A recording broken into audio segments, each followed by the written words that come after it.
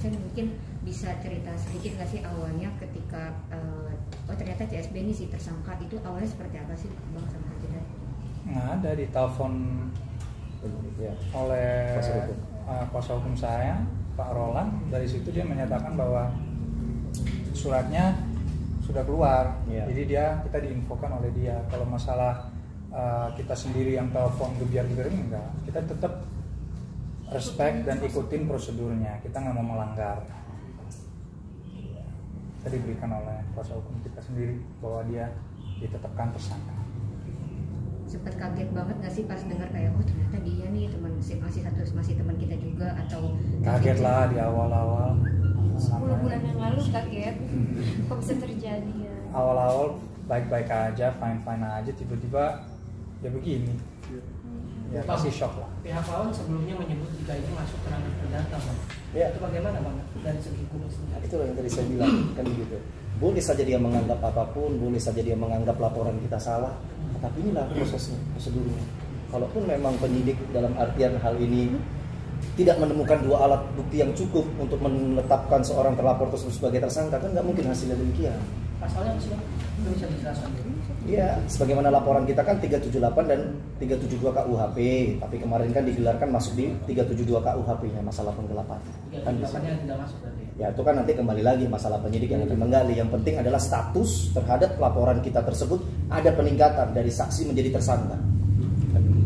Kasih di sisi lain maksudnya kan untuk mengharapkan semua kerugian itu kembali, itu kan membutuhkan waktu lagi nih cukup lama gitu. Sementara usahanya Kajes untuk mengembalikan lagi pundi-pundi tabungannya lagi yang sempat hilang karena kasus ini, apa sih maksudnya yang dilakukan? Udah maksudnya kan kerja di entitas juga mulai berkurang nih.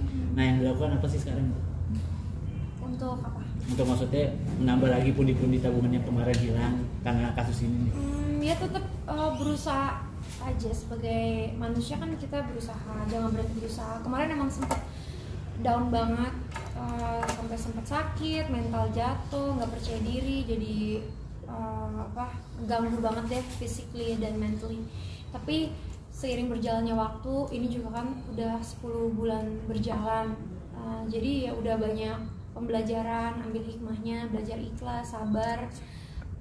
Jadi ya udah jadi lebih baik lagi, ya kembali berusaha lagi. Apalagi kan masih muda kita, jadi kan kita masih bisa berjuang, peluang itu ada. Jadi ya why not? Maksudnya untuk mengembalikan lagi tabungan-tabungan, kalian menjalankan apa sih, bisnis apa atau misalnya kerja apa gitu, apa lagi sih?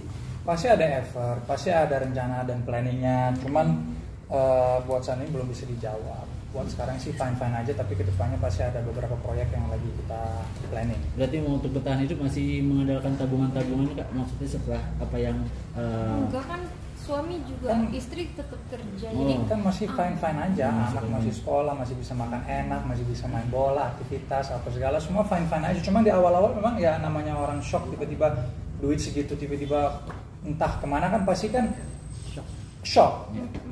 Nah di situ kita harus ambil jeda. Oke, tunggu dulu, ini yang terjadi. Sekarang kita harus money management di dalam keluarga, maksudnya di dalam rumah tangga. Nah dari situ udah dapat solusi, ya udah jalanin aja kayak gitu. Jadi nggak ya, aman, fine aja sebenarnya. Apa nggak sih kerja sama orang setelah kejadian ini? Iya, jadi lebih hati-hati. Yang pasti kan kena dampak traumanya juga luar biasa gitu. Jadi kedepannya ya pastinya lebih hati-hati. Semua kontrak akan dicek sama Pak Roland langsung. Biar make sure gak terjadi hal-hal kayak gini lagi gitu. Harus lebih hati-hati lah. Ini kan ada kerugian imaterial, itu apakah juga akan masuk ke depannya, akan masuk dalam tuntutan ganti rugi sebagaimana tadi dibilang oleh KGS bisa kembali itu? Kerugian imaterial ini apa juga akan masuk dalam tuntutan? Iya, itulah substansi yang lagi kita tunggu putusan, Pak, kan begitu. Dan kita di sini nggak mau mendahului, kalau saya sifatnya begitu. Artinya ketika kita pegang satu hal yang pasti baru kita beberkan. Kita nggak mau terlalu buang-buang optimis dengan bahasa-bahasa, ya, itulah kembali lagi ya, itu hak orang. Tapi di sini akan kita buktikan aja.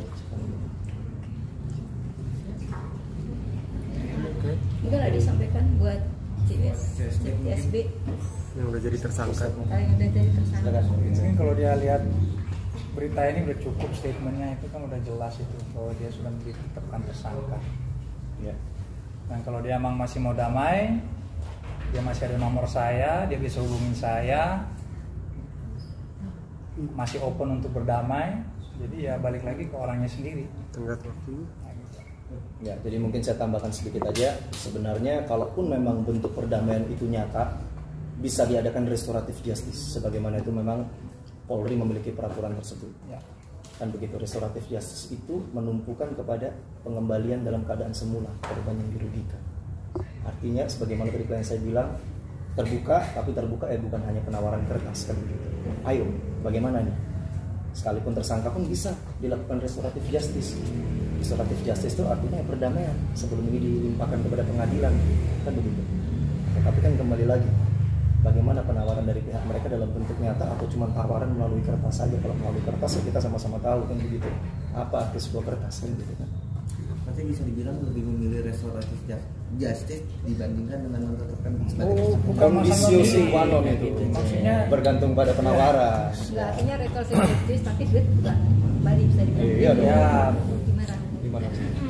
Gimana? Makanya pengembalian kerugian nih. Iya, maksudnya kan ya happy, kita happy. Disitulah kita damai, tapi harus jelas. Apalagi ingat ya, ini bukan saksi lagi ya, sudah tersangka ini di sini. Itu yang perlu di-underline. Yang menersangkakan bukan kita, tapi penyidik Ditreskrimum Polda Metro Jaya selaku penegak hukum institusi kepolisian di Indonesia. Kan begitu. Vincent tadi kan bisa damai gitu kan, ada tapi ngasih tenggat waktu gak untuk minta maaf gitu atau untuk Kalau masalah waktu sih udah habis ya kesabarannya, ini udah ditetapkan tersangka nih. Iya. Jadi kalau masalah waktu ya mungkin dia bisa tahu sendiri lah. Tapi kalau dia umpamanya tiba-tiba besok telepon mau damai apa segala dan sesuai dengan apa yang kita minta dan dia memberikan itu, ya kenapa enggak? Balik lagi ke orangnya sendiri, CSB-nya sendiri. jadi pintu perdamaian dan maaf itu dibuka kapanpun ya berarti. Gimana? Pintu perdamaian dan Justru maaf dari itu dibuka. awal udah mau damai-damai tapi yang nggak sesuai ya saya tetap lanjut. Gitu. Kalau nanti pada akhirnya si tersangka ini di penjara misalkan ya, kira-kira Mbak Jedar sama Bang Vincent masih mau menjalin silaturahmi gak nih sama keluarga atau circle-nya dia atau gimana gitu? Saya bawa nasi bungkus ya. Silaturahmi. Berarti mengikhlaskan ya, kalau dia di penjara mengikhlaskan uangnya, seperti apa sih Bang? Oh, enggak dong. Kalau status tersangkanya. Ya, jadi begini, kalau masalah pidana sama perdata itu hal berbeda sebenarnya teman-teman. Artinya ketika dia di penjara pun tidak berarti menghapuskan utang-utangnya dia, tetapi justru memperjelas kan begitu kan, bagaimana seseorang tersebut kalaupun kan begitu diduga telah melakukan tindak pidana penipuan dan atau penggelapan, ya dia menjalani hukumannya juga tetap harus mengembalikan. Jadi pidana perdata itu proses yang berbeda. Bukan artinya kalau sudah di penjara dia nggak bisa ininya hapus, itu sebuah falasi, itu sebuah kesesatan kan seperti itu. Hukum tidak mengatur demikian. Oke. Thank you.